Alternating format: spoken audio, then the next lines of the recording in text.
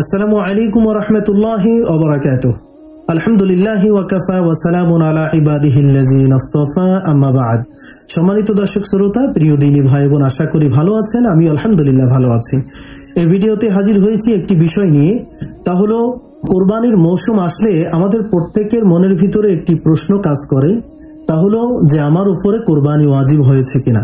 তো কোনো ব্যক্তির কাছে যদি স্বর্ণ, রূপা, টাকা পয়সা বা ব্যবসায়িক পণ্য বা বাৎসরিক খোরাকের প্রয়োজনের অতিরিক্ত জমি যদি না থাকে, আর ওই ব্যক্তির ঘরের শোকেসে বা আলমারিতে যদি দামি দামি বস্তু থাকে বা দামি দামি আসবাবপত্র থাকে, তাহলে এই শোকেসে বা আলমারিতে দামি দামি বস্তু থাকার কারণে এটার উপরে কোরবানি ওয়াজিব হবে কিনা, এই বিষয়টি নিয়ে সংক্ষিপ্ত আকারে বিস্তারিত আলোচনা করার চেষ্টা করব। আমা তাওফীক ইল্লা বিল্লাহ।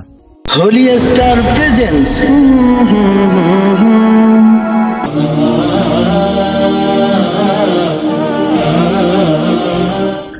তো কোনো ব্যক্তির কাছে যদি স্বর্ণ, রূপা, টাকা পয়সা বা ব্যবসায়িক পণ্য বা বাৎসরিক খোরাকের প্রয়োজনের অতিরিক্ত জমি যদি না থাকে, আর ওই ব্যক্তির ঘরের শোকেসে বা আলমারিতে যদি দামি দামি সম্পদ থাকে, দামি দামি বস্তু থাকে, তাহলে সেক্ষেত্রে দেখতে হবে এই দামি দামি সম্পদগুলো একত্রে তার মূল্য হিসাব করলে যদি নেশাব পূর্ণ হয়, অর্থাৎ 52.5 ভরি রূপার সমমূল্য পরিমাণ মূল্য দাঁড়ায়, তাহলে তার উপরে কোরবানি ওয়াজিব হবে।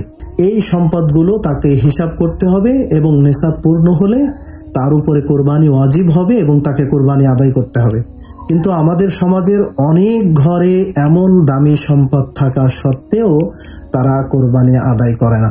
আল্লাহ সুবহানাহু ওয়া তাআলা আমাদের সকলকে আমাদের সম্পদের হিসাব করে নেশাব পূর্ণ হলে কোরবানি আদায় করার তৌফিক দান করুন, আমিন।